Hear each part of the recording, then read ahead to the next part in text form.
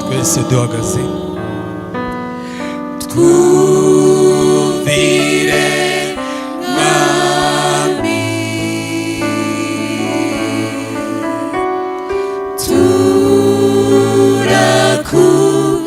turakuramya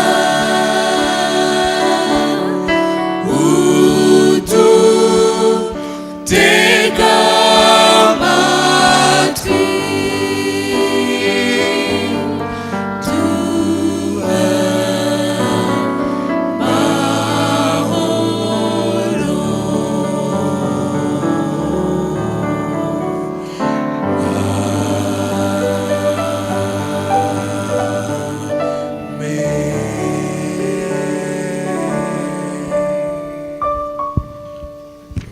na kane.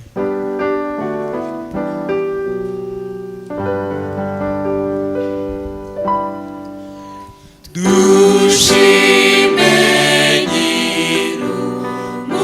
nyir'umugisha aho mw'isi tumushime nabo mw'ijuru bashime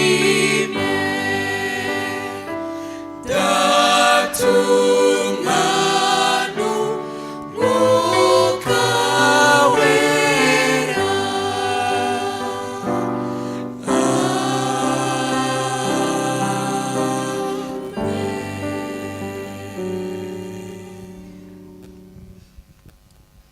Uwiteka Mana nziza, izina ryawe rihabwa icyubahiro. Tugize umugisha wo kuba ku birenge byawe, kubw'ibyo rero dufite amahirwe yo kwimenyaho ubugoryi bwacu, kandi umwanya wo kuguhanga amaso niwo uri butume duhinduka abakiranutsi. Izina ryawe rihabwa icyubahiro. Twambika imbaraga n'ubwenge n'ubushobozi n'ubushishozi, kandi umunsi umwe mu nzu yawe utubere umunsi uruta iminsi tumaze hanze. Ibiganza byacu byo kwizera uduhe kubirambura, kugira ngo dutahane ikimenyetso cyerekana ko twahoranye nawe. Tubisabye twizeye mu izina rya Yesu, amen.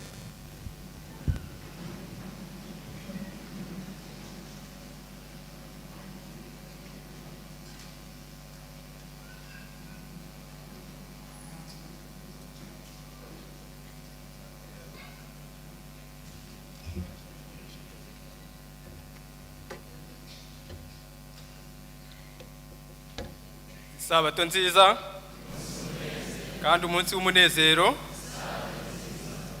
Dushimye Imana cyane yo yabanye natwe, yaturinze ndetse ikatuyobora muri gahunda zabanje muri uyu munsi, tukaba tugeze muri aka kanya twese tugihumeka umwuka w'abazima. Izina ryayo rihabwa icyubahiro.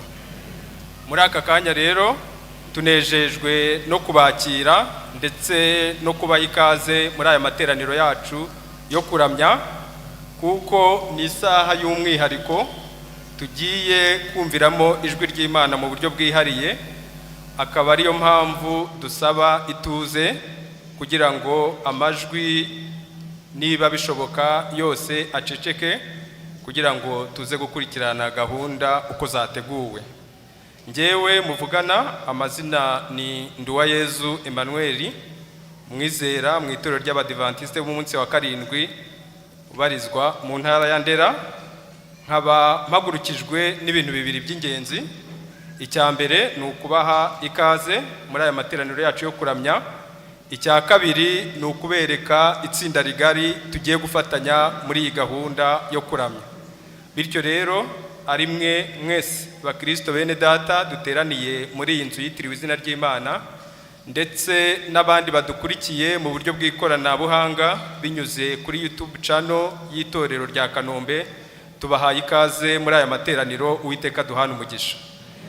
Ntabwo rero naje njyenyine muri iyi gahunda, ndagira ngo mbereke abantu turi kumwe kandi tugiye gufatikanya muri iyi gahunda. Dufite korali iri budufashe mu buryo bwo kuramya Imana binyuze mu bihangano by'indirimbo. Hakor ya hano i Kanombe iraza kudufasha mu gihe turaba tugarurira icya 10 n'amaturo. Dufite korali Revival yo mu ntara ya Ndera ku itorero rya Gasogi iri buze kuramya Imana ibanziriza umubwiriza mu ndirimbo bateguye, ndetse dufite itsinda ry'abadiyakoni n'abadiyakonikazi bari buze kudufasha mu kwakira ibyera by'Uwiteka, ubwo ni 1/10 n'amaturo.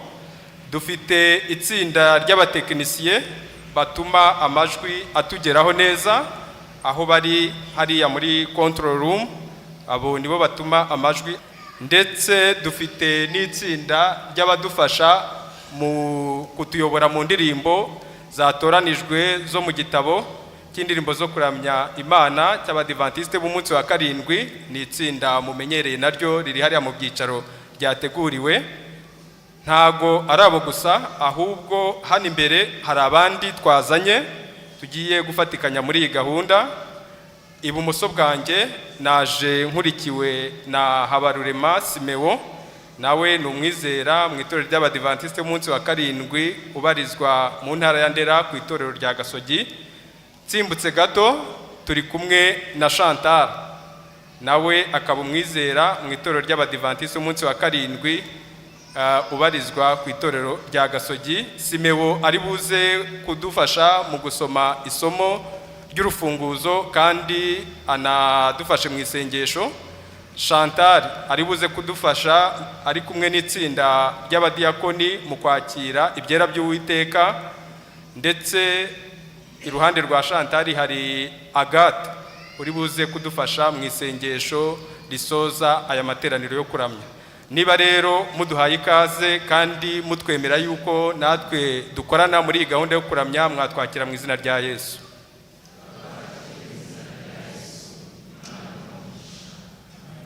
Amena. Uwo mugisha tuwusangire.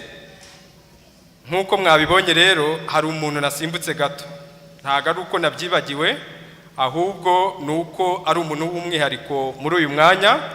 Niwe mubwiriza dufite muri uyu munsi. Muri iyi gahunda yo kuramya dufite umubwiriza w'umushyitsi, niyo mpamvu nari nabaye musimbutse kugira ngo tumwakire mu buryo bw'umwihariko. Ariko we nubwo ntekereza ko abantu benshi bamuzi, ariko ntago bitubuza ko tumusaba guhaguruka kugira ngo tumwakire ahagaze, tumwakirane ubwuzu bwinshi. Yitwa Musoni Flavien, mubwiriza abantu benshi bamenyerewe, akaba umwizera mu itorero ry'Abadiventiste b'umunsi wa karindwi ubarizwa mu ntara ya Muhima ku itorero rya Muhima. Ngira ngo mwamfasha tukamwakira n'ubwuzu bwinshi.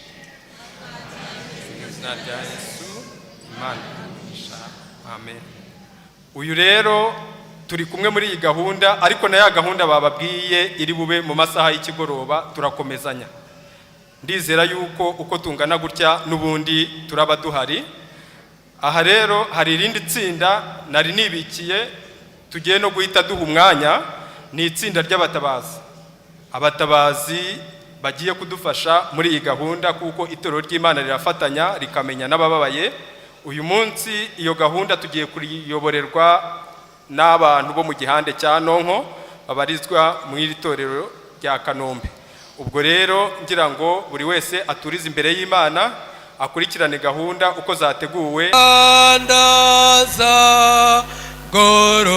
gororera umusu bizawe sati ndi hano waminu.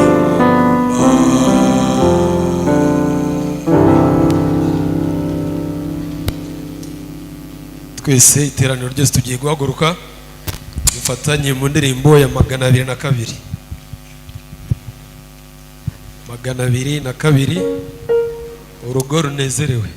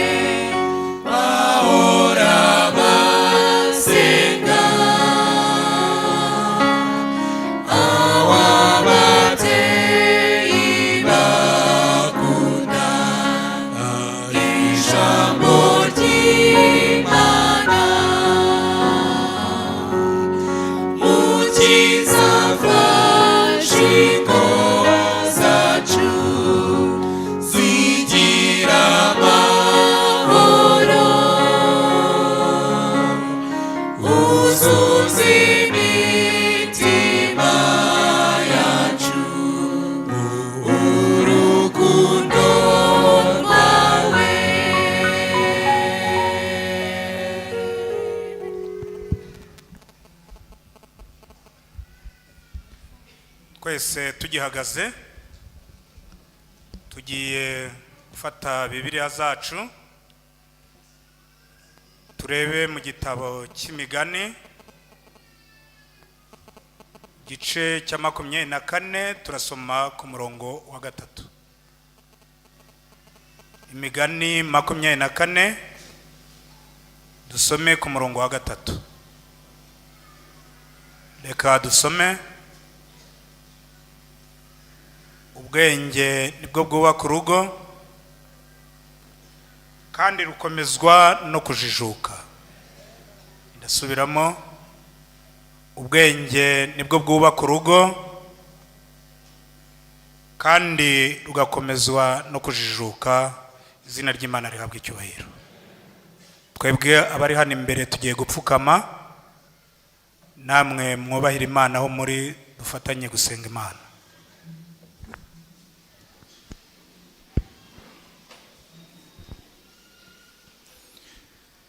Data wa twese Imana yacu udukunda uri mu ijuru, izina ryawe rihabwa icyubahiro. Kuri aya manwa twebwe abana bawe turagushimye. Watugiriye neza atari uyu munsi gusa, ahubwo uhereye igihe twavukiye watugiriye neza, uraturinda.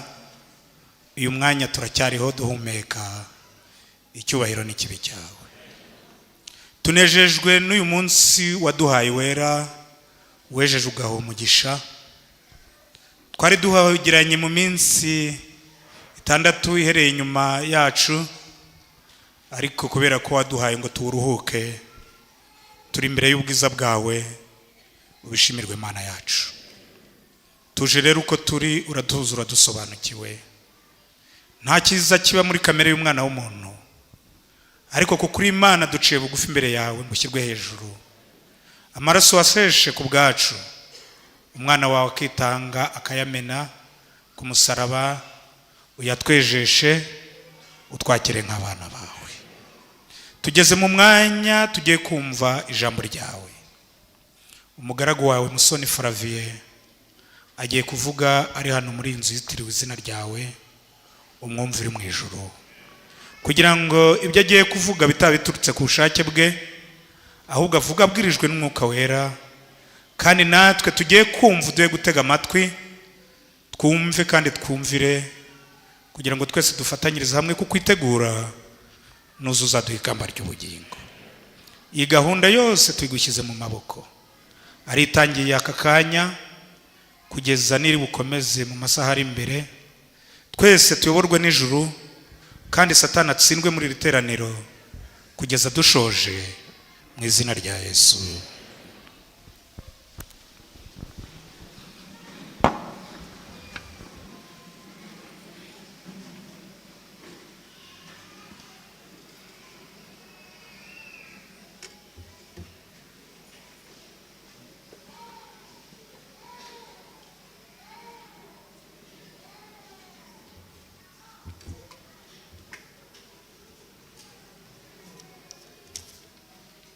Isabato nziza, isabato nziza, umunsi w'umunezero. Tugeze mu mwanya mwiza wo kugarura, gahunda yo kugarura icya 10 no gutura amaturo. Turi ku itariki 2 Gicurasi 2026. Reka rero abafite ibitabo by'ibyigisho bya Bibiliya dufatanyirize hamwe. Abafite igitabo gito ni kuri page ya 45. Iherezo ryo kugira ibintu. Iherezo ryo kugira ibintu. Kamere yacu ya kimuntu birasanzwe ko iba ishaka kugira ibintu, kandi bisa naho uko turushaho kurama ariko turushaho gushaka gutunga ibintu byinshi. Nyamara Imana yo ireba ibintu mu buryo butandukanye n'ubu. N'abasekuruza banyu nk'uko irikomeza muri iki gihe. Imana ni nyiri ibintu byose, kandi ku musozo maze hagatangira ubusonga.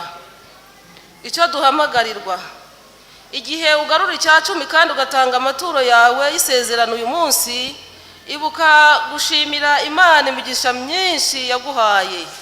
Yisabe kukwereka uburyo wakwiza imigisha yawe ahakuzengurutse, kugira ngo igirire abandi akamaro kandi nafashe n'umurimo wayo. Tugushimiye uburyo ugiye gutanga ukiranutse uyu munsi. Imana mbere ya byose dusenge. Imana yari Imana ikiranuka, turagushima, izina ryawe nirihabwe icyubahiro. Tugushima uburyo warinze ubugingo bwacu mu minsi itambutse, n'uyu munsi ukaba waturinze ukatugeza aha mu nzu yawe, izina ryawe nirihabwe icyubahiro. Ubwoko bwawe rero tunejejwe no kubana nawe muri aka kanya, tukwereka tugushimira ibyo wadukoreye n'imigisha waduhaye, kugira ngo Mwami Imana natwe duture ituro cyo kugushimira, izina ryawe nirihabwe icyubahiro. Umuntu wese wageze aha ngaha yabitekerejeho akazana ituro ryo kugushimira, Mwami ndamusabira umugisha wawe. Kandi umugisha dusaba si uwaha ku isi gusa, turagusaba n'umugisha wo kuzaba mu bwami bwawe. Nuko duhe gusobanukirwa n'ibyo tugiye gukora rero, uturinde umutima w'ubugugu, ahubwo duhe gutanga tubikunze n'urukundo tugukunze. Tubisabye tubyizeye mu izina rya Yesu, amen.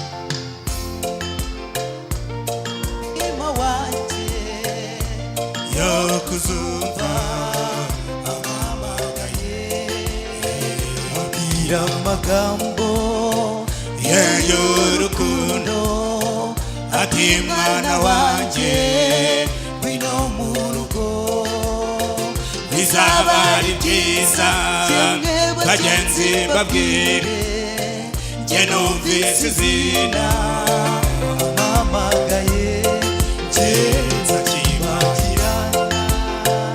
n'abamarayika mbega umunsi mwiza uteye ubwuzu bizaba ari byiza bagenzi babwire njye numvise izina ryanjye amamagaye njye nzakibagirana n'abamarayika mbega umunsi mwiza uteye ubwuzu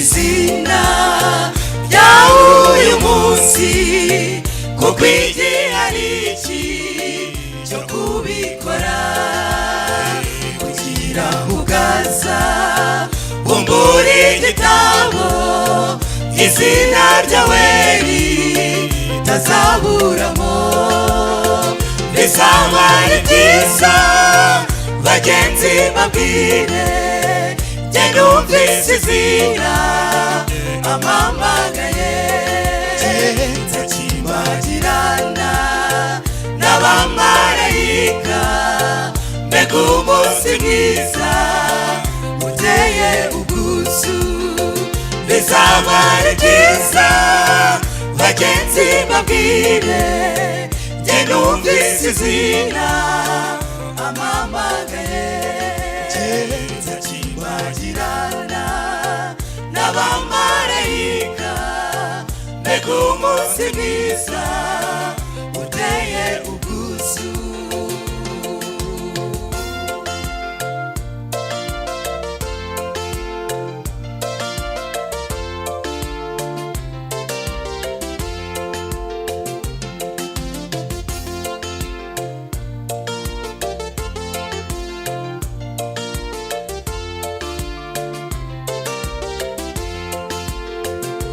inshuti yanjye ubu niteguye dore bidatinze aragarutse azavuza impanda abera dutahe mbega umunezero tuzagirayo bizaba ari byiza bagenzi babwire njye numvise izina amamagaye nzakibagirana n'abamarayika mbega umunsi mwiza uteye ubwuzu bizaba ari byiza bagenzi babwire njye numvise izina amamagaye nzakibagirana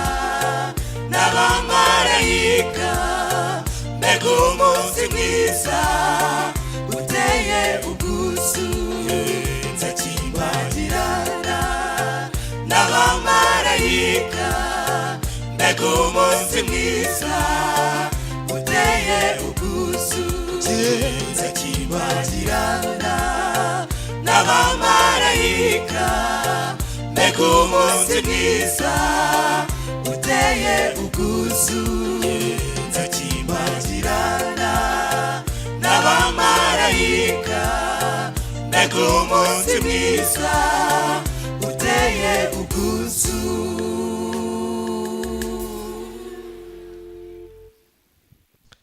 Haleluya. Yesu ashimwe.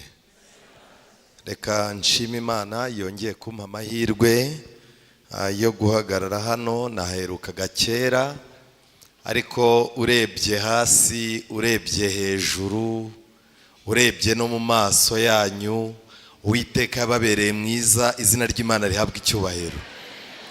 Hari abarakare barimo babona nta cyahindutse, ariko nta kundi nyine.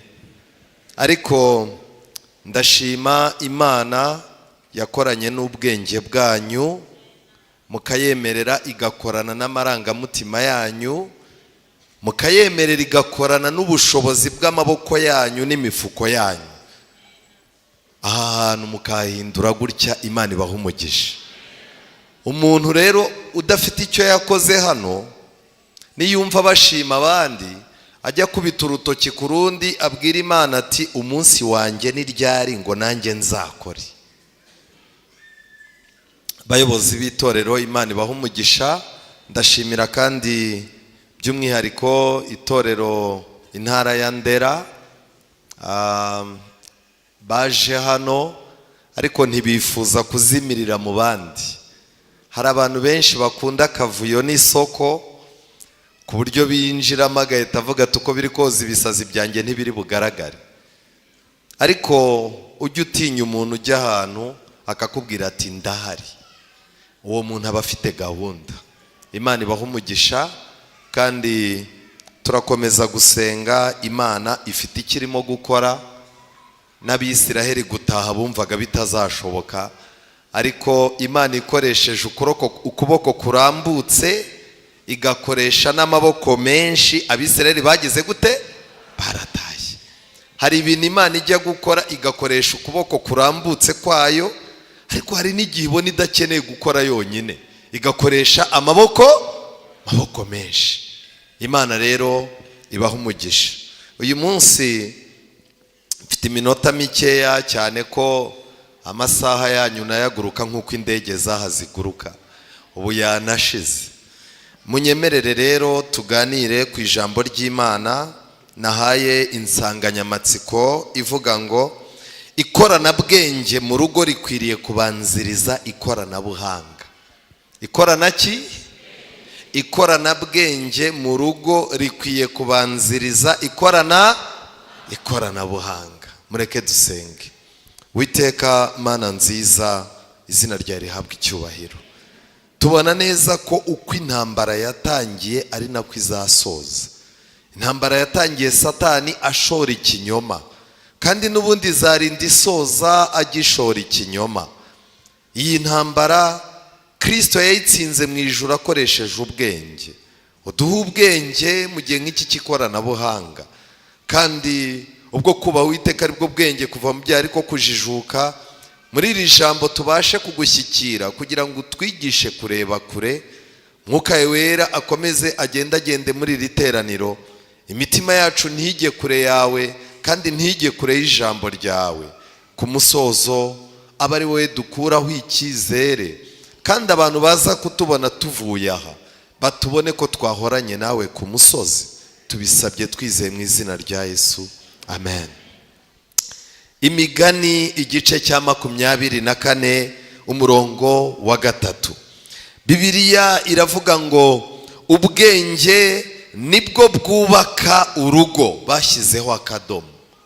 Urugo rwubakwa n'ibintu byinshi, hari amatekinike menshi yo kubaka, ariko Bibiliya iratubwira ko ubwenge aribwo bwubaka iki? Urugo. Kandi rukomezwa no kugira gute? No kujijuka. Biratangaje yuko mu migani igice cya 8 Bibiliya igaragaza ko Yesu ari we bwenge. Biratangaje kandi ko muri Bibiliya muri Yobu 28 umurongo wa 28 Bibiliya igaragaza yuko kuva mu byaha ariko kugira gute? Ariko kujijuka. Bibiliya iratangaje kuko muri Zaburi 119 umurongo w'100 Bibiliya igaragaza yuko ubwenge bukomeye. Aya magambo narayakunze, reka no kuyavuga mu mutwe. Zaburi 119 umurongo w'100 Bibiliya iravuga ngo ndajijuka nkarusha abasaza kuko njya nitondera amategeko wigishije. Amen. Buriya nta muntu n'umwe ushaka kugira urugo rutagaragaza ko ajijutse. Ubu turimo turubaka inzu tugashyiramo ibikoresho bihenze cyane, tukemera tugafata kredi za banke, turimo turagura imodoka utabanje no kwibuka umuhanda utahamo ko ari uw'ibitaka. Abantu benshi rwose, abadamu bakuze barimo bariyambika nk'utwana tw'imyaka 14 ngo bagaragaze ko bagize gute? Bajijutse. Abantu bose basigaye bavuga icyongereza n'abatarakandagiye mu ishuri. kugira ngo bagaragaze ko bajijutse. Bibiliya yerekanye ibintu bibiri. Icya mbere ni ubwenge, nibwo bwubaka urugo, ariko nanone ikintu gitangaje kugira ngo rwa rugo ruzakomere ni uko hagomba kubaho kujijuka. None twebwe turimo turashaka gukomeza ikitaragize gute, ikitarubatswe. Turashaka kujijuka cyane kuruta ubwenge. Ndagira ngo mbabwire ngo muri aka kantu kitwa kujijuka, nkuko tubibonye, iyo umuntu avuye mu byaha, uwahoze ari indaya, ari ikirara, uwahoze ari igisambo cyangwa umujura, iyo amaze kwihana muratangira mukamureba mukabona hari impinduka yabaye. Bibiliya nimureba neza ivuga neza ko igihe Yesu yakizaga umuntu wari umaze igihe kirekire, abadayimoni baramuzengereje yirirwa agenda mu misozi, abadayimoni bari baramucagaguriyeho imyenda, nta muntu wari ukibasha kugira icyo amuhambira ngo amuzirike. Ariko igihe yahuraga na Yesu abantu bose barirutse. Bamaze kugenda ariko bagarutse basanga wa muntu yicaye ku birenge byande bya Yesu. Bibiliya yaravuze ngo azi ubwenge nk'abandi. Amen. Iyo umuntu yihannye hari ubwenge amenya. Ubwo bwenge amenya rero ni ubwenge buva ku Mana. Ikiba gisigaye rero ni ukujijuka. Nshaka kubabwira yuko turashaka kuba injijuke ariko z'inyabyaha. Icya kabiri, amategeko y'Uwiteka atuma umuntu agira ubwenge buruta ubw'abasaza. Ubu dufite abantu bose n'aba bana b'urubyiruko basigaye bita abantu b'abasaza. Ugana n'umuntu akabwira ati ntundebe gutya ndi umuntu w'umusaza cyane. Ariko hari amoko y'abasaza, hari abasaza b'imyotsi, bano banywa urumogi buriya ngo nabo ni abasaza. Nabo babaye abasaza. Ujya kubona ukabona umwizera arakubwiye ati mukuru w'itorero bibaradinge nk'umuntu w'umusaza. Nuvuga ngo abanyamanyanga bo mu rusengero nabo ni abaki? Ni abasaza. Igihe Imana yabwiraga Ezekiyeli yuko nyuma yo gushyirwaho ikimenyetso marayika ugomba gukubita agomba guhera ku baki, yavuze ko agomba guhera ku baki? Ku basaza. Aho noneho abo ni babandi baba bazi itorero ikibanza cyaraguzwe agize gute? Ahicaye. Ariko ibyo byose nta kintu bimaze. Ubu rero abantu barimo baritegereza ikoranabuhanga nk'aho ari ryo ribasenyeye, ariko basenyewe no kutagira ubwenge. Ingo nyinshi, buri rugo rwose rusigaranye akadodo gatoya kenda gucika kugira ngo rusenyuke. Hari abafashwe n'akadodo k'amayeri. Ukaba uri umunyamayeri w'umugore ufite umugabo uzi ko nawe akurusha amayeri kandi nawe uyamurusha. Ako kadodo rero gatuma ababingwa babiri babana urugo ntirusenyuke. Abantu babareba bakazavuga bati inkweto yabonye iki? Icya kabiri ni amateka. Hari ukuntu umugabo n'umugore bananirana, ariko kubera ko amafamiye yabo yashakanye ari amafamiye yegeranye, umuntu akavuga ati hoya mwana wanjye, kwa kanaka twahanye inka, kwa kanaka twaranywanye, sogokuru na sekuru bari inshuti, data na se babaye inshuti, wikora amahano utazahura n'umuvumo. Bagakomeza bakazabaryaryana kubera ko bavuka ahantu hamwe bahuje ubwoko n'amaraso. Ako kagozi nako karenda kugira gute? Gucika.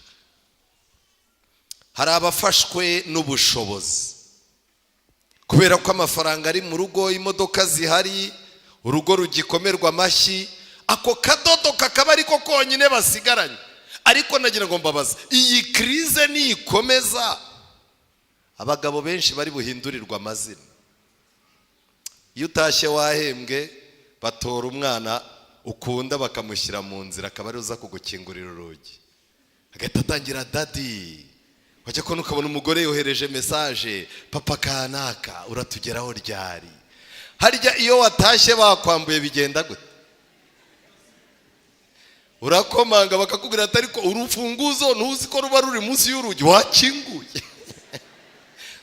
Mfite ubwoba ko akadodo k'ubushobozi nigacika hari abagabo batazongera gutaha mu ngo zabo. Hari ingo zifashwe n'akadodo ko kwigira injiji n'impumyi. ukabona ibintu biragoye kubaka, biragusaba kwigira injiji, ukanaba n'impumyi, hakaba hari ibintu bizaza biba ukamera nkaho utagize gute. Ako nako ni akadodo ku buryo bicara bakabwira umugabo bati uriya mugore waramushoboye, ubundi twese yari yaratunaniye. Ariko aka kagozi kazacika vuba bidatinze. Ndashaka kubabwira ko ingo zidafite ubwenge no kujijuka ziri mu manegeka. Hari ingo zifashwe n'akagozi k'inshingano z'idini. Akagozi k'inshingano z'idini ni keza. Hari ukuntu baguhagurutsa hano ku ruhimbi ku isabato, barangiza bakagushimira, pasiteri akagukora mu biganza ati uri umuntu w'umugabo rwose. Ukaba ufite umugore ukunda umungara, umugore ukunda gutwika, akavuga ati wow rwose uyu mugabo atuma njya kuri stage. Ariko igihe ku rusengero bazaba batakikuvugaho mu matangazo y'itorero, kanaka basigare hari ugize gute, umugore azabaza atari kuracyari umugabo nturiwe ko ntakikumva mu matangazo y'itorero. Kandi abapasitoro ba kera bari abanyabwoba. Hari n'igihe pasitoro yazaga kuyobora agasanga ufite abagore babiri cyangwa ufite ikintu cy'ikidiru gipfuye wakoze, ariko pasitoro akavuga ati kugira ngo nzarame hano imyaka 2 batansubiza mu cyaro, ndiga uko nkorana n'uyu mubingwa w'umukuru w'itorero. Ariko ibyo ngibyo ntago wabirisha. Umupasitoro asigaye ajya mu nama y'itorero akajyana inama ndanga akababwira ati icyo Imana ibabwira bari cyo mukora ntihagire ubavugiramo. Batangira bati umukuru w'itorero w'igihande runaka ni kanaka, ukabona bahamagaye umumotari, none se uyu muntu azahashobora hano? Umukuru w'itorero ushinzwe inyubako ni kanaka, bati ko basize amafaranga ruzazamuka ruti. Ariko umupasitoro ugasanga umwuka w'Imana aramubwira ati humura ninjye nikorera umurimo. Ibintu rero by'akagozi kuko ufite inshingano ku rusengero ari byo bisigasira urugo. Hari igihe baza gukura mu bukuru bw'itorero bakuyoboza igihande nabwo wungirije. Hari ingo zifatanywe n'akagozi k'ababyeyi bahora bakomakoma. Umukobwa agafata, umugore agafata telefone ati mama ukwezi kwashize narihanganye, uku nako ndihanganye ariko biranze ndumva umutima wenda gushwanyuka. Umubyeyi ati guma aho ngaho shahu widuha rubanda, nanjye nabanye na so ntamukunda. Urabona mudakuze.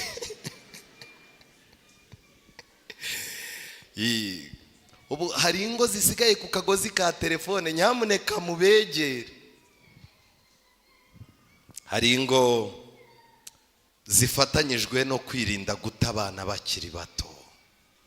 Umuntu akicara akavuga ati mu rushako narahombye, ahaho narahiye, ariko reka no kwitera abana bakigize gute.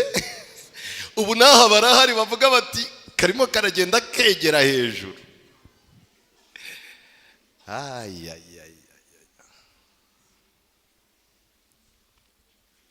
Ubwenge nibwo bwubaka urugo kandi rukomezwa no kujijuka. Ingo nke rero ntago zifatanywe n'akagozi gatoya, zifatanyijwe n'umugozi udashobora gucika w'izahabu. N'ingo ziziritse ku Mana. Imana yaziziritseho ikoresheje umugozi utari uw'ikirere, umugozi utari umugozi usanzwe, ni umurunga w'izahabu. Izo ngo Yesu yaziziritseho, aravuga ngo nubwo zidafite amafaranga zizabaho, nubwo zifite amafaranga menshi zizabaho, nubwo zitarabyara zizabaho. Izo rero uzigenera iminsi zizasenyukira ukabona iminsi yarenze. Ubu se ntitwicaye aha baratupangiye iminsi tutazarenga? Uzi ko ukora ubukwe abantu bicaye mu rusengero barimo kuvuga bati aba mbahaye imyaka 2, warangiza ukabona umutumiye muri anniversaire y'imyaka ingahe? 10. Ariko Imana yacu ni nziza. Wowe wicaye aho bagupangiye ingahe? Ikoranabuhanga rirakenewe mbere y'ikoranabuhanga. Reka mbihera urugero rw'abantu muri Bibiliya bari bafite ingo ariko bakoreshaga ikoranabuhanga. Ntibari bafite ikoranabuhanga ariko Bibiliya yaje kugaragaza ko bari bafite iki? ubuhanga. Umuntu wa mbere ni umugore witwa Abigayili. Abigayili mu gitabo cya mbere cya Samweli igice cya 25 umurongo wa 3, Bibiliya igaragaza yuko uyu mugore yari afite uburanga ariko akaba n'umunyabwenge. Ikibazo rero gihari uyu munsi wa none, umusore aza ku rusengero, Satani akamwereka ikintu kimwe akamwibagiza icya kabiri. Ubu abasore bacu Satani arimo arabereka uburanga bakibagirwa kureba iki? Ubwenge. Niyo mpamvu mu bitutsi biba mu rugo uzumva umugabo n'umugore we barimo gutongana, buri wese ababaza undi atari ku bundi ubwo ugira ubwenge. Baba barabyibagiwe kubicekinga mbere. None nagira ngo mbabaze, wewe wigeze ubireba cyangwa uburanga bwatwikiriye ubwenge ntiwabimenya? Ariko uburanga ni bwiza. Ubu hari abakobwa uburanga bwagejeje i Kigali, burangije bubaha n'abagabo beza. Ariko ikibazo ni kimwe, ubu buranga buzakugumisha mu nzu y'Imana bunaguha urugo rurama? Reka da. Uyu mugore yashatse nabi kuko yashatse umugabo w'umunyamwaga, umugabo uhora avuga nabi, kandi umugabo we yari igisambo. Ariko mwigeze mubona uyu mugore azenguruka mu makaritsiye avuga ko yashatse nabi? Oya. Muri we amaze kubona ko umugabo avuga nabi, ntago yize ko kuvuga nabi ari byo bizamufasha umugabo, ahubwo yize kuvuga neza no kwitoza kururutsa umuntu warakaye. Umunsi umwe rero Dawidi bamwimye ibyo kurya, abasirikare bari bo barinze imitungo ya Nabali. Dawidi babimwimye abwira abasirikare ati mwitegure, iyo umuntu umugiriye neza ntabibone aba ari imbwa, umugirira nabi ntibigukurikirana. Dawidi aragenda n'abasirikare, ariko umugore wa Nabali witwaga Abigayili ahura na Dawidi mu nzira, bakubitana na Dawidi. Umugore yatetse ibiryo byiza, arangije arambwira ati databuja, umutima wawe nujye hamwe, dore natetse ibyo kurya ngibi, kandi ubundi wikwishyiraho amaraso atagira urubanza. Umuntu w'umunyabwenge nkawe uwazakubona uriho amaraso y'umugabo w'ikigoryi nka Nabali ku izina riko rimeze. Dawidi uburakari buragabanuka, itegeko ryo kwica rihinduka itegeko ryo kwicara bakarya. Buriya mujye mwirinda abantu bashonje. Ubu nanjye ndi ku ruhimbi, umuntu wandangaranye nshonje n'ubu ndacyamwibuka. Dawidi amaze kurya uburakari bushize n'abantu be, Dawidi asanga Abigayili yari umugore uzi ubwenge, umuntu ushobora kururutsa umutima w'umugabo warakaye, umugabo ugiye kwica umuntu agahindura gahunda. Uyu mugore yari umuhanga. Ubu nibwo bwenge Abigayili yari afite rero. Ubu bwenge wabuzana mu ngo zacu, abagore bacu bazaza batangira ibyo tugwamo tutarabigwamo. Ariko ikibazo, abagabo b'ibisambo, abagabo b'abanyamwaga bashatse abagore nabo b'abarakare. Mujye muhorana ibibazo mu nama y'itorero. Mwiriwe bagabo b'abanyabwuzu, hari n'igihe uba umunyabwuzu ariko ugashaka umurakare.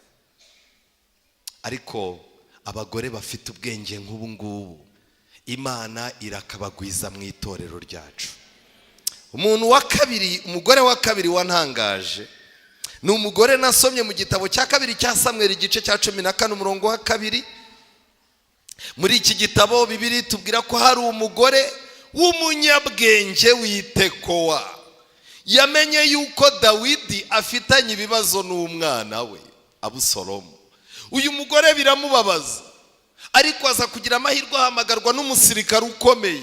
Haramubwira ati rero twese nubwo tubonana amanyenyeri, guhuza umwami n'umwana we byaranze, kandi buri gihe umuntu iyo arimo gushwana n'uwo yabyaye, igihugu kiba kirimo ibibazo bikomeye. Ubu n'ubu hano hari abantu bahicaye batazatumira ba nyina na ba se mu bukwe, ngo iwabo ngo bazabarogera, ngo iwabo barabanga. Urinjije cyane. Iyo bakwanga bari gukuniga ukivuka. Ibintu byo kwijundika mama wawe ngo yakurogera mbere y'uko umenya uburozi, ni nawe wakwigishije gutandukanya uburozi n'ibiryo. aba bantu babona birabangamye, ni ibintu bibangamye kubona umuntu afitanye amakimbirane n'uwo yabyaye. Umugore rero baramubwira bati kora misiyo. Uyu mugore ngo yarazi kuvuga neza, yarazi kuvuga inkuru akayicisha kure, ariko ku musozo akakugeza ku kuri ashaka kugeraho. Yarazi kuganira ariko ntiyari injajwa. Kuganira n'ubujajwa icyaduha Imana ikabicamo umurongo muri iri torero ryanyu hagati, ukamenya gutandukanya kuganira n'iki n'ubujajwa. Kuko hari igihe shitani agushuka ngo urimo uraganira naho urimo uragira gute, urimo urajajwa kandi ibintu byarivanze. Uyu mugore aragenda aganiriza Dawidi, aramubwira ati mwami, hari ikibazo nagize, mfasha. Abanza azamura amarangamutima ya Dawidi.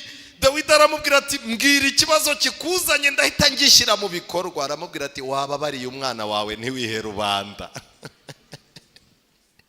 Dawidi yari yamaze kurahira, byaje kurangira Abusalomu agarutse he.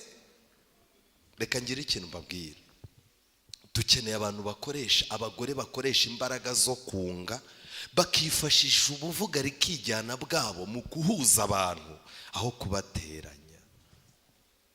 Umugore wa gatatu wantangaje muri Bibiliya nuwo nasomye mu gitabo cya kabiri cy'Abami igice cya 4 umurongo wa 8 kugeza kwa 14. Bibiliya yitubwira uyu mugore wo mu gihe cya Elisa. Bibiliya ivuga ko yari umugore w'umukire, ariko Bibiliya ikongera ko yarazi n'ubwenge. Uyu mugore kuba yari umukire akaba n'umunyabwenge ni ukubera iki Bibiliya yabivuze? Bibiliya ntiyigeze ivuga ko umugabo we yari umukire. Birashoboka yuko abantu bashobora kubana, umugore akaba ari we winjiza byinshi kurusha umugabo. Ubwenge rero bw'umugore naho bugaragarira. Ntabwo azavuga ngo ako gatuzuzanye n'ubwo bwanwa ni imitsi yanjye. Ariko mwiriwe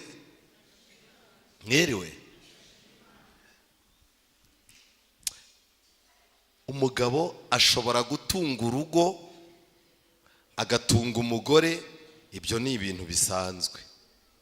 Ariko amategeko y'isi ukuntu asigaye yubatse, umugore natunga urugo umugabo ari mu bihe bibi, ibyo bintu bigomba kujya no ku murenge bagahamagara umugabo akamubwira bati wataye urugo, ati oya ntago narutaye ndurimo, bati none urumazemo iki?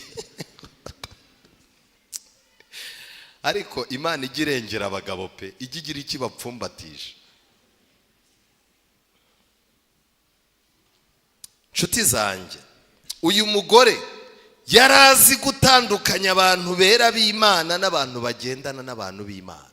Yabonye Elisa agendana na Gehazi, akazaza babona bagendana. Mu bwenge bwe Imana yamuhaye yamenye gutandukanya ko Elisa ari umuntu w'Imana, ariko avumbura ko Gehazi atari umuntu w'Imana, ahubwo agendana n'abantu b'Imana. Ubu bwenge yaba twabugiraga nta bagore bacu bajya gusengesha bagasambanywa aho bagiye gusengesha. Umuntu wese unize ijwi uzi gusenga ngo yabaye umukozi w'Imana. Abagore bakirirwayo bamubwira umugabo yaranyanze, umugabo aranyahagije, nsengera, akakubwira kandi ubwo usanga ugusengera nawe yarasenyurwe. Muri mubiki umugore w'umukire w'umunyabwenge. Cya kabiri gikomeye, yitegereje umuntu w'Imana, yitegereje ubuzima babamo, asanga ubushobozi bafite bagomba kugira icyo bamara mu nzu y'Imana. Ni muri ubwo buryo yabwiye umugabo ko bagiye kubaka inzu iri hejuru y'iyabo, bagashyiramo itara kugira ngo umuhanuzi ajye abasha gusoma no kwandika, aryamemo aruhuke. Kera kabaye rero, ibintu byose uzakora ukubaka ubuzima bwawe bw'ahazaza, ukibagirwa ko uzakenera Imana, uzahorana ibibazo. Umunsi umwe Elisa aryamye ari kumwe n'umugaragu we, aravuga ati ariko buriya uru rugo nubwo abantu babona ibintu byose birimo, uru rugo rufite ikibazo.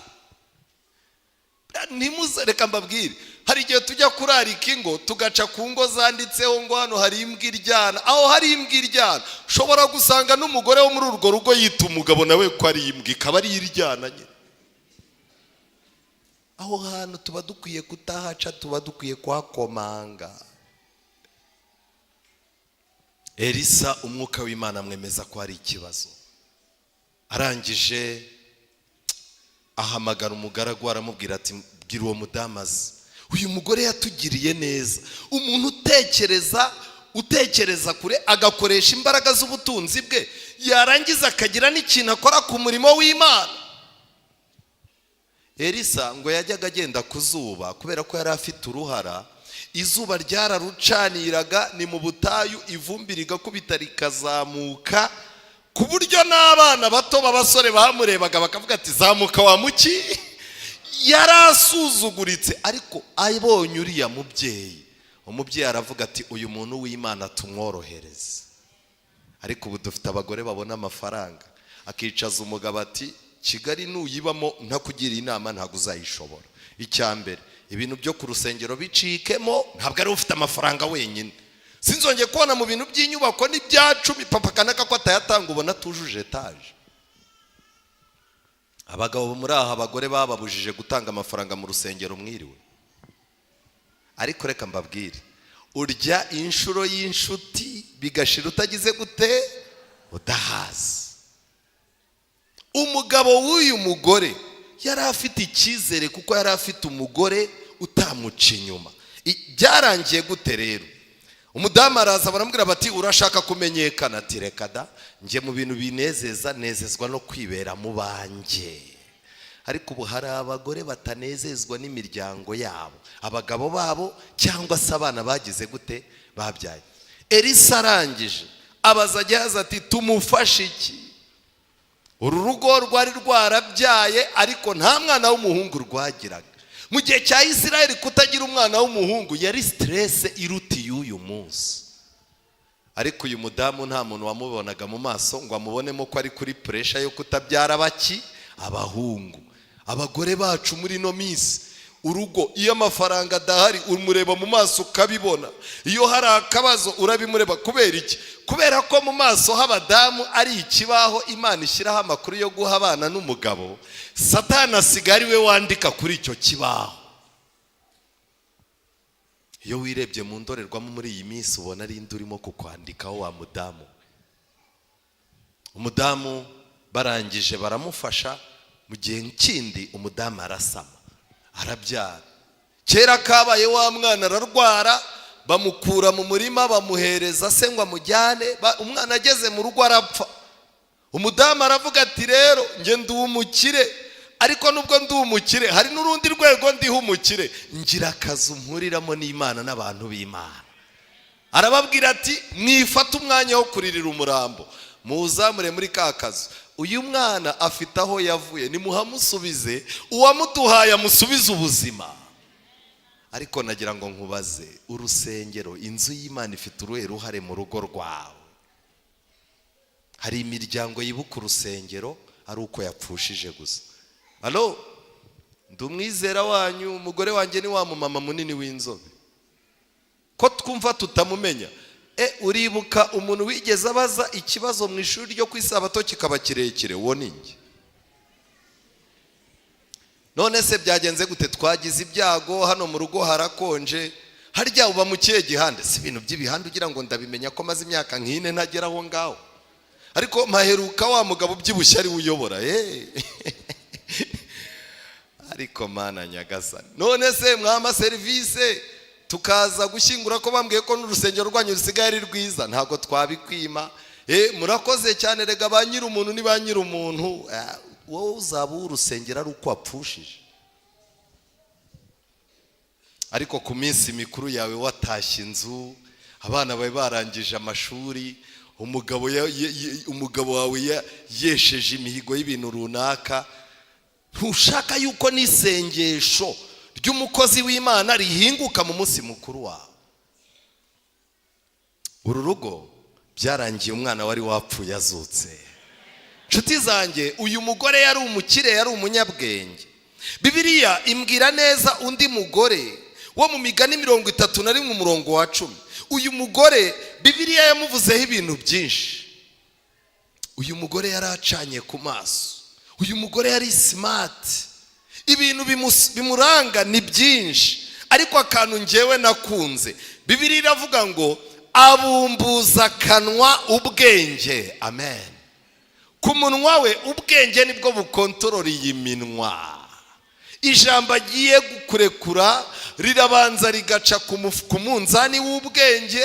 Umunzani w'ubwenge ukamubwira ngo iri wari ugiye kubwira umugabo aka kanya ntabwo ari ryiza kuko umugabo atashye nabi, rireka uzarimubwire ku cyumweru avuye muri siporo ameze neza.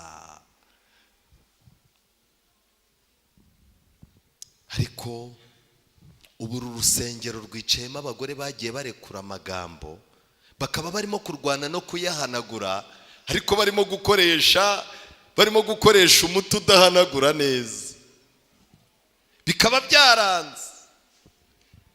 Umugabo akaza akagura imodoka akaguhereza urufunguzo, yarangiza agatakubwira ati ariko urabibona ko nabikubwiye ko ntazabimbwa, urabona ndimbwa kubera ko wamubwiye ko ntacyo azageraho. Hari iki? Hari imbwa ntago rizasaza. Guhanagura ijambo ryarekuwe n'ubugoryi biragoye. Umubyeyi umaze kumubyaza abana 3, indi maze kubyara abana 3 yabahetse ikanabakorera, kumbwira ngo uwo muntu arangana nk'uko wamurambagije angana ntibishoboka. Yarangiza umunsi umwe akabyuka yishimye akakuza imbere ati urabona bimeze gute, urabona ameze ne, naho akubise ka siporo iminsi 3 yarapimaga 100 hamaze kuvaho kimwe, ubwo aje kukwereka ko byagize gute, byahindutse. Umugabo nawe yarangiza akamwitegereza ati ndabona uri ikidumbari. Kurihanagura iryo jambo, kurihanagura bizagutwara imbaraga. Ariko mwabantu, ubwenge nibwo bwubaka urugo kandi rukomezwa no kugira gute, no kujijuka. Ahangaha tugeze hari interinete mwumva bikeneye ibi bintu biragusaba ama megabyte muyobozi mukuru wanjye. Ibi bintu se birasaba network irandaga cyangwa yihuta? Oya, ibi bintu birasaba network yo kubana n'Imana. Nshuti zanjye, uyu mugore ikindi kintu namwizeho gikomeye, itegeko ry'ururimi rwe riva ku rukundo. Ntabwo ari umugore w'igipupe nawe arategeka. Bibiliya iravuga ngo batware mu itangiriro, ariko byaje kurangira ubu ngubu ari njyewe ngomba kugira gute, ni njye ngomba gutwara. Abadamu nabo ni abatware, baba bagomba kugira ibyo bategeka. None umugabo arimo arashaka gutegeka kugeza ku biri bumeneke mu isafuriya iri mu gikoni. Umva isi tugeze habi pe. Urumva wowe mukobwa, ariko nabibwiye nyoko buja nuko abatabyumva. Urabona ishyiramo ubunyobwa, njyewe nkunda utuntu tw'udukaroti dukeya turimo inyanya, poivron ntuzishyiremo, ariko mufunze mu mutwe na nyoko buja mumeze gute, ubundi ubwo uri mu biki? Ariko ngo ni ubusirimu.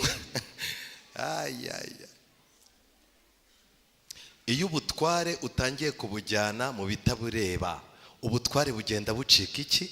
Amazi. Niyo mpamvu muzabona umusirikare w'igihugu, iyo mayibobo zirimo kurwana, ahamagara irondo ry'umwuga akababwira ati mukize bariya abantu. Kubera iki? Uwo muntu yambaye imyenda ya gisirikare y'igihugu, yambaye ikirangantego cy'igihugu.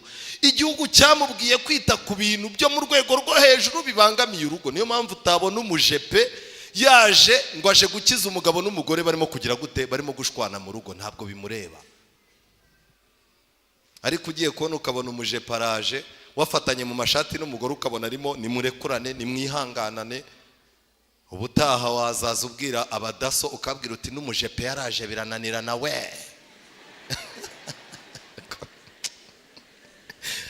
Ariko bantu b'Imana,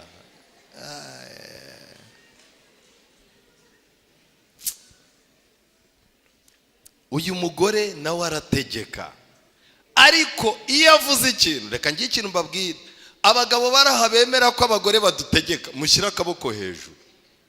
Barahari se, ni bake n'abakuru b'itorero mwe mwariyakiriye. Abizera bo ntago biraza. Ikizakubwira ko washatse neza, ugomba gushaka umugore ufite itegeko. itegeko rikaba riri ku munwa, akaba ategeka abana be bakumva, agategeka abashyitsi bakumva, kandi mu gihe byagucanze akaba agomba gutegeka bikumvikana. Aburahamu yashatse umukozi wo mu rugo, amaze kumurongora Aburahamu atakontorore, Sara abona barimo baramusuzugura. Arangije Sara abwira Aburahamu ati uyu mugore simushaka hano. Aburahamu aratangira ati hoya, ati rwose, ati Imana yazampana. Imana irangije iraza yegera Aburahamu. Marayika w'Imana abwira Aburahamu ngo ibyo Sara yategetse ntabwo ari byo bigira gute, ntabwo ari byo biba. Aburahamu yibaza ukuntu ijuru ryamuciye inyuma biramucanga. Umugore agomba kuba afite itegeko. Waba watannye cyangwa ugiye guhubuka mu maso akakubwira ati papa kana, ibi bintu ndumva njyewe ntabishaka, yarangiza akituriza, ako kantu kakakurya mu bwonko ku buryo ibyo wari ugiye kugura ubu biretse. Ariko hari n'abagabo bishakiye abagore bameze nka bya bipupe bicururizwaho imyenda, mu byitangwa iki? Yego. Ku buryo umugabo areba ari mu bandi akavuga ati mfite umugore mwiza, ntacyo yishe, nta n'icyo agize gute, nta n'icyo akije. Uwo abandi aba yibereye hariya aseka, ariko ibipupe biraseka ntibiseka. Imana izaguhe umugore ufite itegeko ku munwa we, yego ibe yego, hoya ibe hoya, ariko iryo tegeko ribe rivuye kuki? Ku rukundo. Umugore wundi wantangaje muri Bibiliya barahari benshi, reka nigire ku bagabo. Iminota yanyu nayo ni myinshi, irimo iraguruka, ndabona irimo kuguruka cyane. Reka twigire ku bagabo. Bibiliya yagaragaje icyo umugabo w'umunyabwenge yagombaga gukora mu gihe yaguwe nabi mu rugo. Kubara igice cya 5 umurongo wa 12 kugeza ku murongo wa 16, Bibiliya itubwira umugabo ufuha wagize amahirwe akamenya amakuru y'uko umugore yamuciye inyuma ibyo agomba gukora. Ariko mwiriwe, abari basinzire barakangutse kuko abantu bose baraha barafuha. Tugeze ku ngingo ubu barakanuye. Kubara igice cya 5. Kubara igice cya 5 murongo wa 12. Itegeko ryo gushora umugore ufuhiwe. Uwiteka abwira Mose ati bwira Abisiraheli uti umugore w'umuntu nahindukirira undi mugabo agacumurisha ku mugabo we gusambana n'uwo nguwo, umugabo we ntabimenye kandi bigahishwa,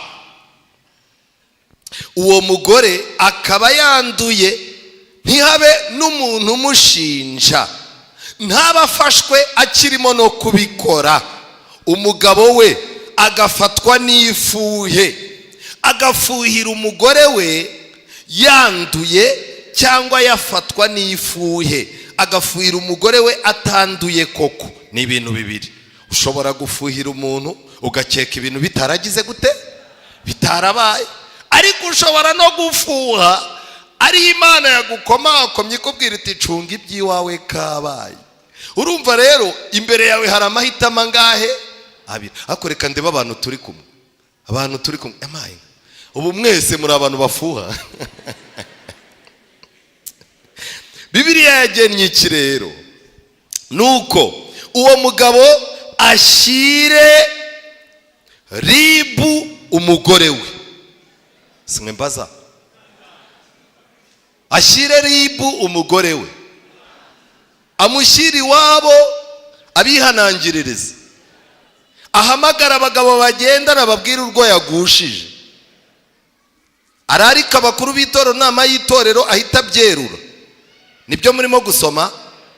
Nuko uwo mugabo ashyira umutambyi umugore we, amumushyirane n'itura mutangiriye ry'igice cya 10 cya efa y'ifu ya seyiri, ntakayisuka y'amavuta. Ni ibintu byinshi byagombaga gukorwa. 16.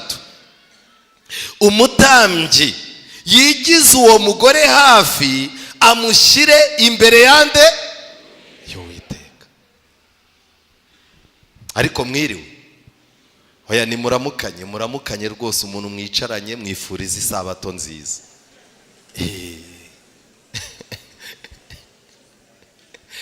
Ubu rero mu gihe cy'ikoranabuhanga iyo uryamye ku makuru uhita wohereza ikirego online ukababwira uti ngewe ndishinganisha.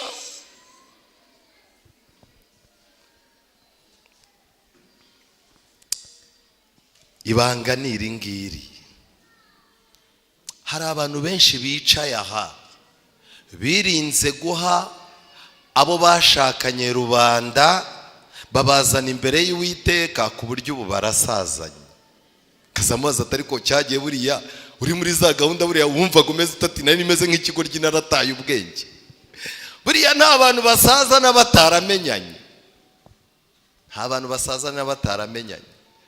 Kuri uruhimbi rwanyu ndatekereza ariho bararendeza yavugiye ngo nta soko ritagira iki ritagira urusaku. Buri muntu wese agira umunsi w'isoko rye. Ariko nanone biba bibabaje iyo umuntu mu myaka ya 30 bamuremesheje isoko imyaka 40 akarirema akaminuka imyaka 50 akirema iki kiba ari ikibazo. Noneho rero icyo bakoraga ni igiki rero? Ashyira uwo mugore imbere y'Uwiteka, bamutendeza umusatsi, amushyire ku mashyi ry'aturo ry'urwibutso. Uwo mutambyi afate mu ntoki ayo mazi asharira atera umuvumo, maze arahiza uwo mugore. Umugore bamubwiraga amagambo ari buvuge, afite ituro mu ntoki, hari amazi ari aho, umutambyi yahinduye imyenda. Icyo bamurahizaga yari amagambo akomeye. Baramubazaga ngo niba ari nta mugabo mwasambanye, kandi niba utarahindukiriye undi ngo wiyanduze ugitegekwa n'umugabo wawe, aya mazi asharira atera umuvumo ye kugira icyo agutwara. Umugore yabaga ari aho, ariko umugore wabaga nta kibazo afite. Hari ibintu by'ibihuha gusa byubakiye ku makuru yatanzwe bidafite ishingiro. Yabaga yegereye intebe y'ubuntu atagize gute adatinya. Ariko umugore wabaga afite ayo manyanga, bagitangira kuvuga amagambo, iminwa yabaga isusumira, udutoki dususumira, umutima unyeganyega. Kandi abenshi bihagararagaho ntibavuga amakuru ngo bihane, umuvumo bikarangira ubagezeho. Muri iyo mivumo rero, umuvumo wabaga ari uwuhe rero? Ni amagambo akomeye. Uwiteka aguhindurishe intukano n'indahiro mu bwoko bwawe, kandi ikibero cyawe kinyunyuke, n'inda yawe ibyimbe. Bivuze ngo ntizagire umwana uyinjiramo. Ni ibintu bitatu. Ariko uyu munsi abantu bagendana umuvumo umwe. Ukuca inyuma uwo mwashakanye ni nako uzahinduka intukano muri rubanda. Nubwo abantu babimenya ntibabikubwire, ariko amakuru yabasirikira. None uyu munsi wa none umutambyi wacu mukuru ni Yesu Kristo. Yesu Kristo ari imbere yacu hano. Ninde muntu ushobora gufatira ituro bafataga mu biganza, yarangiza akitegura gufata aya mazi? Kristo akamubwira ati niba utaraciye inyuma uwo mwashakanye ngo musambane, niba utarigeze uhindukirira undi mugabo. Guhindukirira undi mugabo habanza guhindukirira undi mugabo, hagakurikiraho gusambana nawe. Ubu rero hari abantu bicaye aha bamaze guhindukirira abandi bagabo, igisigaye ni ukugira gute? No gusambana nabo. Iki kibwirizwa cyaje kugutangira kuko nta bintu byiza uzakuramo. Iryo ni ryo banga. Imana ntiyigeze iteganya ko abagabo bazajya ku ma etaje hejuru kubera kuraranya amakuru yuko umugore wawe yasambanye n'undi ngo wiyahure, ahubwo uramusize. Wowe urafuhira umuntu warangiza ukiyahura. Reka da, niba ufuhira umuntu ugomba kugendana nawe ukamwizirikaho mpaka mu busaza.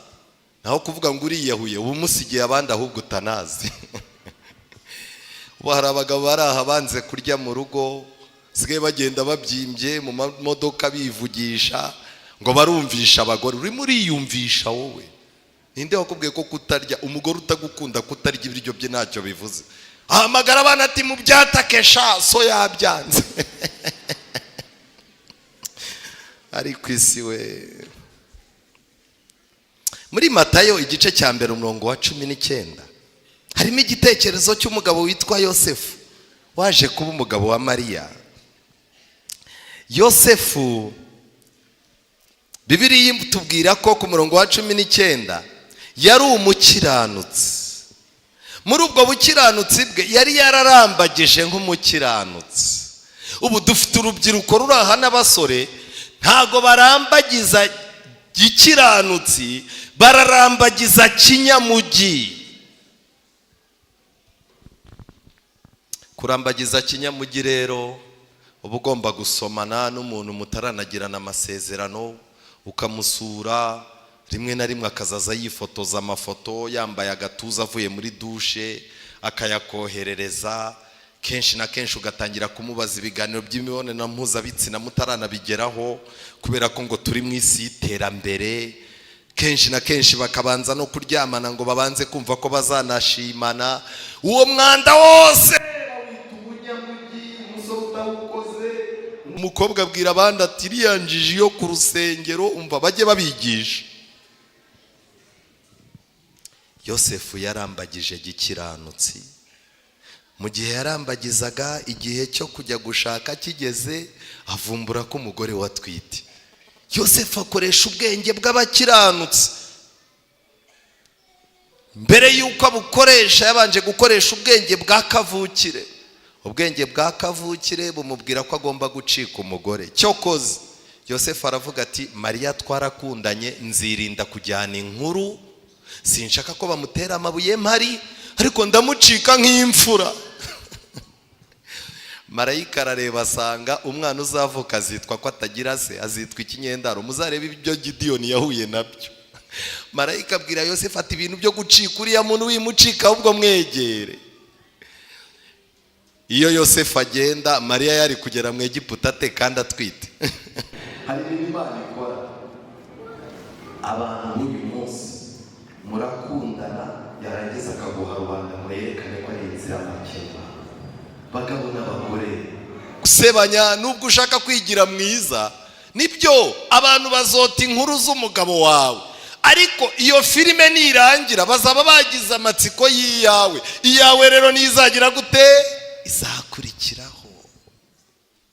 nukoresha imbaraga zose ngo werekane ububi bw'umugore wawe, bazabwiga bafite inyota burangire vuba, basigare biga ububi bwawe. mureke tuba abakiranutsi.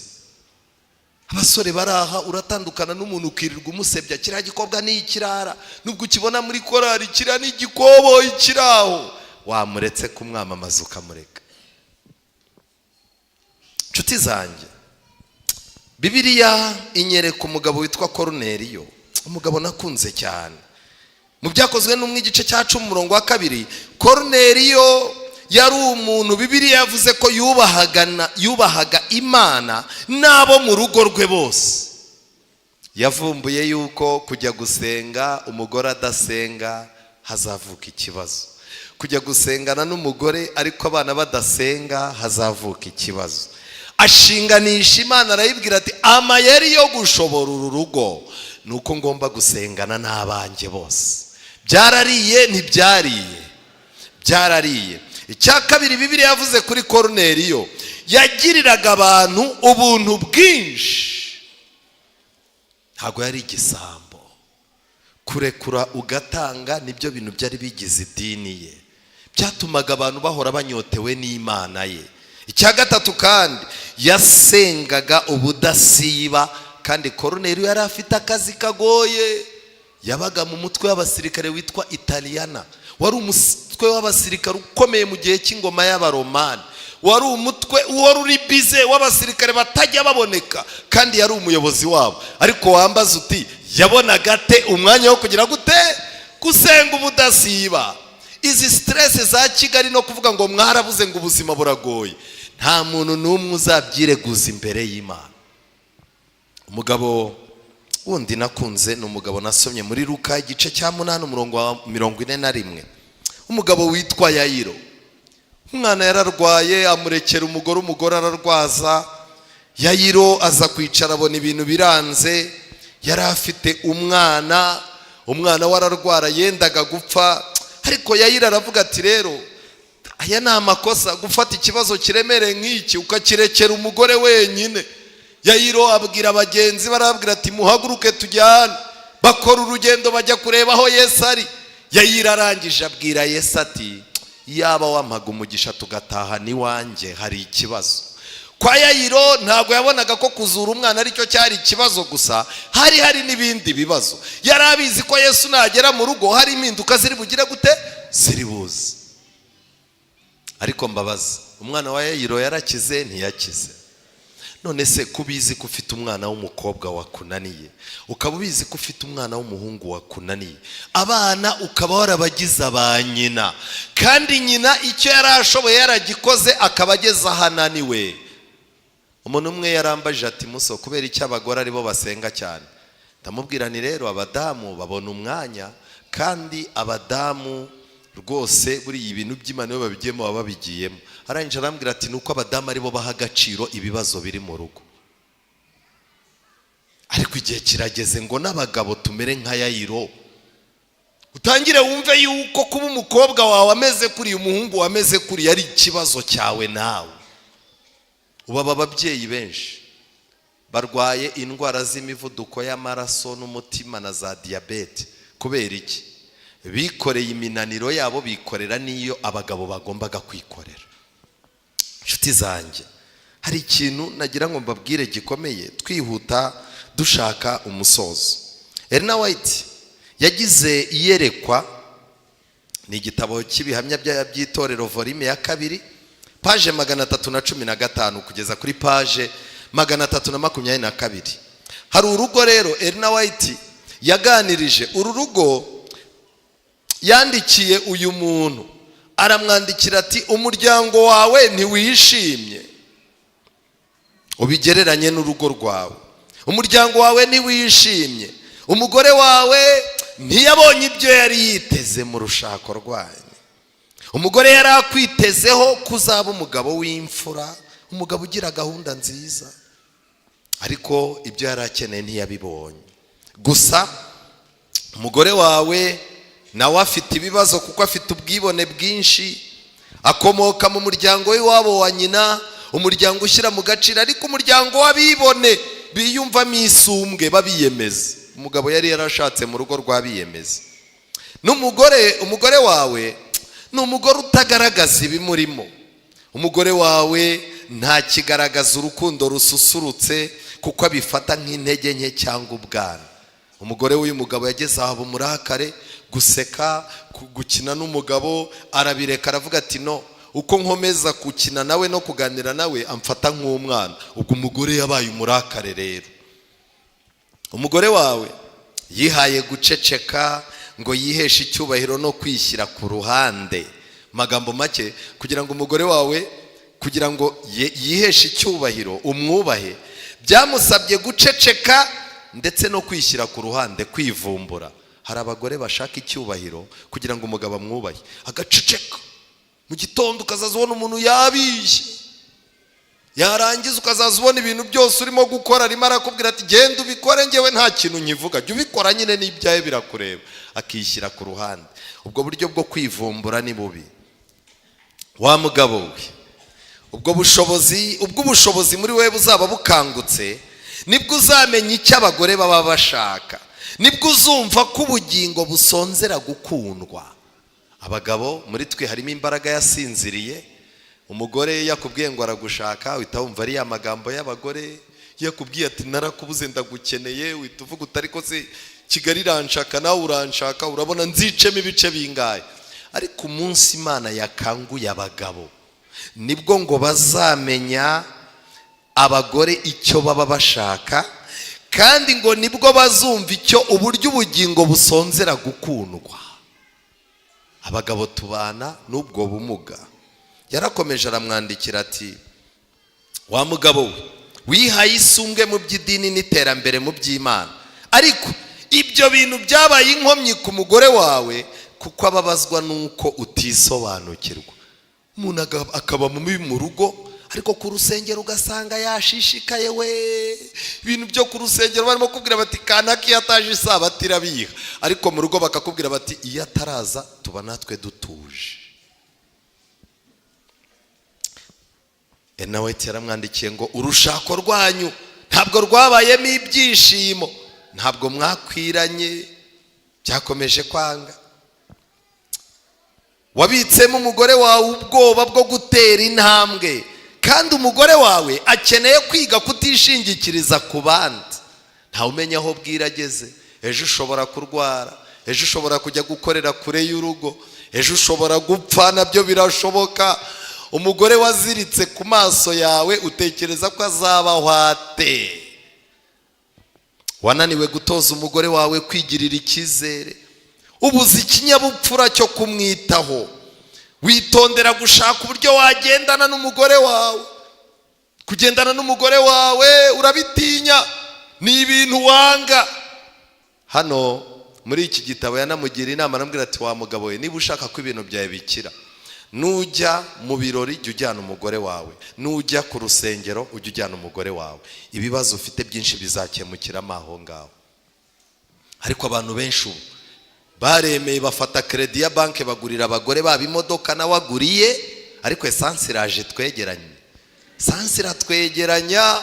Ubu abantu bari baguze amamodoka avuga ati stress y'uyu mugore sinyishaka, esansi iri butwegeranye, mujye mugendana mucecetse ariko mugendana. Impamvu ni iyi: hari abantu benshi birinda kugendana n'abagore babo, akavuga ati umugore wanjye iyo tugendana mba mbona ameze nk'urwego rw'ubutasi cyangwa rw'ubushinjacyaha. Usuhuza umuntu, umugore akakubaza ati uriya ko umusuhuje, ubwo ni urwego ruhe? Ni urwego rw'iki? Rw'ubutasi. Uriya muntu ko nkubonye agaseka nawe ukamureba ugaseka, muziranye. Oya bimbwire ngiye byanjye birangirira aha.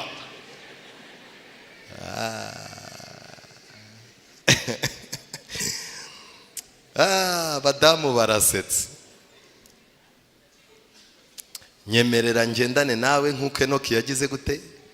Yagenze. Mugerageze kugendana n'Imana. Nuramuka wikuyemo ibyo bintu bibiri, kuba urwego rw'ubutasi no kwirinda kuba urwego rw'ubugenzi iki?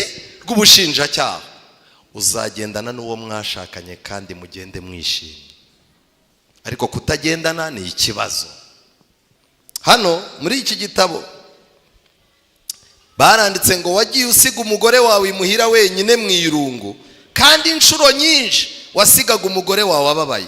Rimwe na rimwe byagusabaga ko umugore wawe agaragaza agasuzuguro kugira ngo umenye ko yatahuye ko hari ibyo ubura nawe.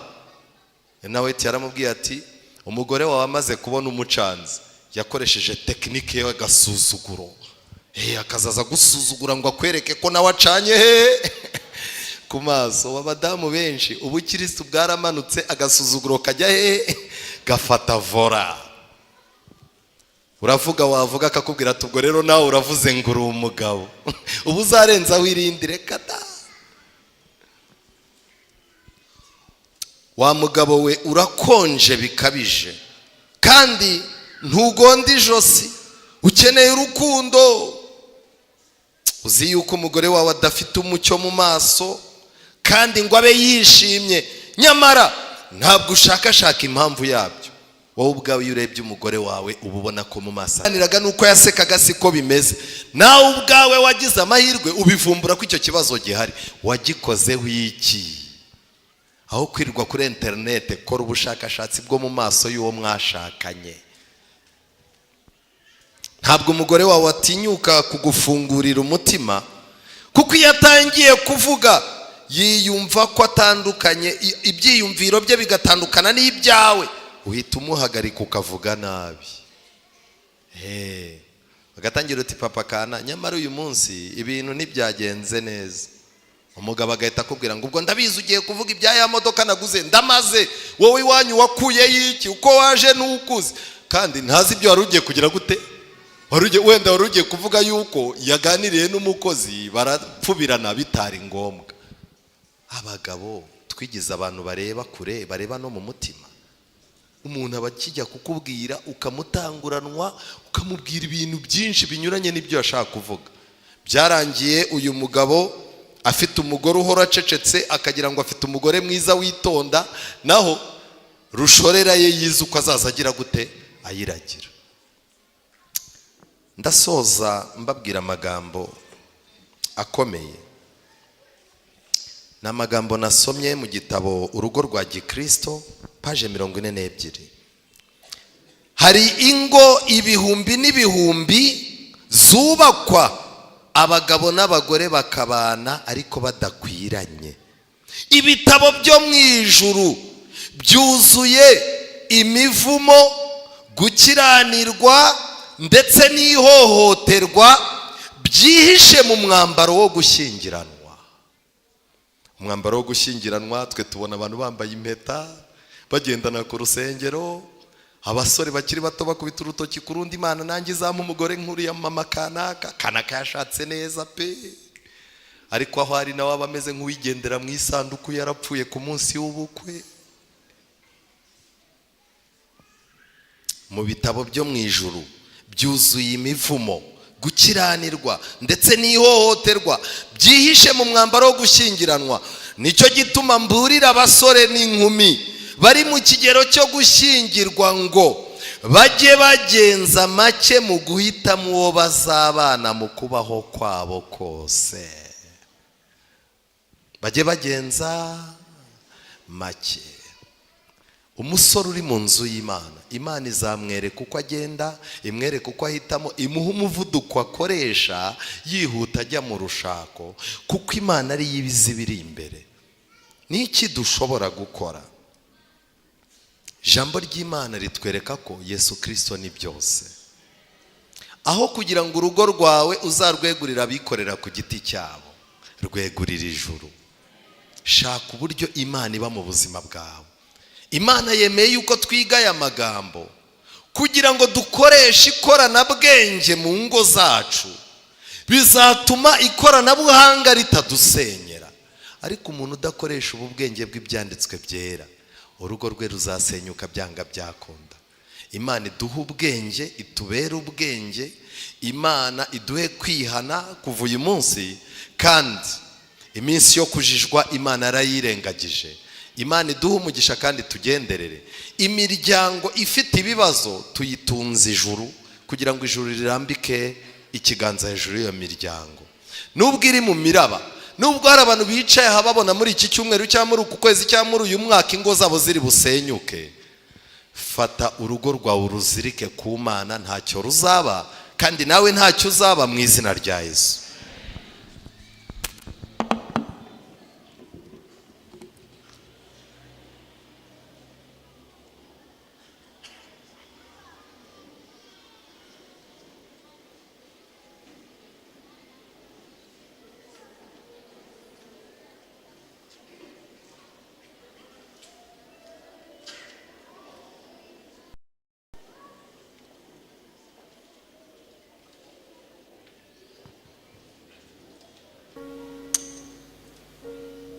Twese tugiye guhaguruka dusoze na ndirimbo ya 202, urugo runezerewe. 202.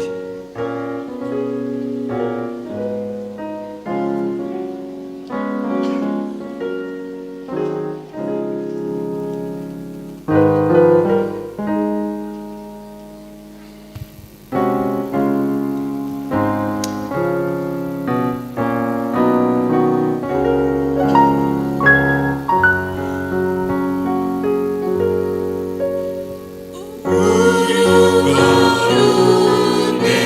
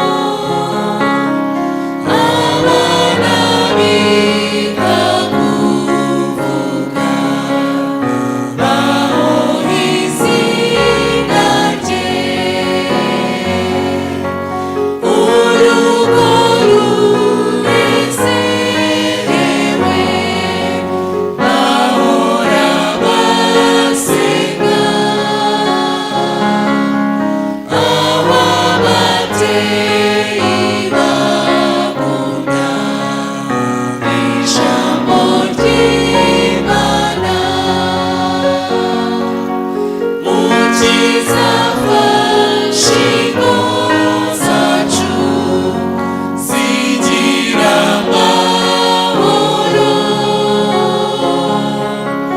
uzuza imitima yacu urukundo rwawe.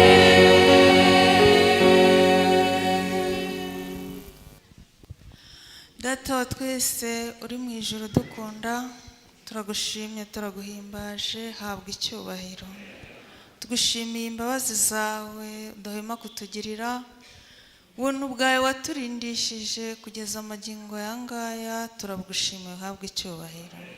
Urakoze mubyeyi kuko utugejejeho ijambo ryawe. Mwami mwiza, twaje imbere yawe dukeneye kwezwa n'ijambo ryawe. Reka imitima ikozweho muri aka kanya uyibabarire, maze icyubahiro kibe cyawe. Twigishije byinshi mwami mwiza byerekeranye n'imiryango waduhaye, birareba ababyeyi kandi birareba abana, nta n'umwe usigaye, twese tugirirwe ubuntu nawe. Twigishije mwami mwiza imiryango wagiye ugenderera, ni myinshi cyane, dufashe umwanya wo kuba ahangaha tukayirondora ntabwo yarangira, ariko ukomeze kwigisha umutima wa buri wese. Nk'uko rero wagendereye umunyashine mu kazi akakugiriraho umugisha uciye muri Elisa, kandi ukagenderera Abigayili mwami mwiza ukamuha ubwenge bwo gukiza urugo rwe, ndetse ukagenderera Mariya na Yosefu, ariko hari n'urundi rugo mwami mwiza dukwiye kwigiraho wagendereye, urugo rwa Lazaro, Mariya na Marita. Bakugiriyeho umugisha, maze mu gihe wari hano ku isi ukajya urutahamo, utahe mu ngo zacu. Nuko mwami mwiza, hari ikindi cyitegererezo twabakuyeho, bariya baja bawe n'umugaragu wawe Lazaro ubwo inshuti yawe yapfaga. Warategetse ngo asohoke mu gituro, aka kanya tugaragaye nk'abapfu bapfunyitse mu mbabazi zawe. Turakwinginze utegeke dusohoke mu gituro cy'ibyaha, maze tugirirwe imbabazi nawe. Imiryango yacu gutunganira, aho byapfiriye ubikize, ushobora byose twishyize mu biganza byawe. Turakwinginze mubyeyi, dusezereshe umugisha wawe, tutibagiwe umugaragu wawe wadutumyeho, tumusabiye umugisha utagabanije mubyeyi, mwongerera impano, umukuze mu majyambere y'iby'umwuka, kandi we n'umuryango we uzabaye gutaha mu bwami bwawe. Twese mwami mwiza dukomeze kwibera mu biganza byawe, dusabira mwami na gahunda irakurikiraho kugira ngo bane natwe. Turinde kirogoya y'umwanzi aho yaturuka hose, ibyo ushima n'ibyo ushaka ubidore mu izina rya Yesu, amen.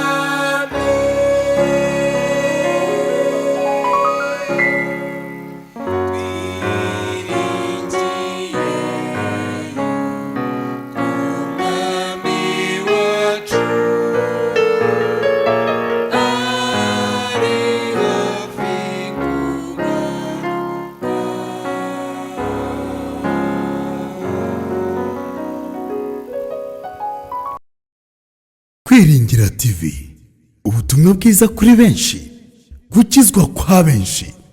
Matayo 24 umurongo wa 14.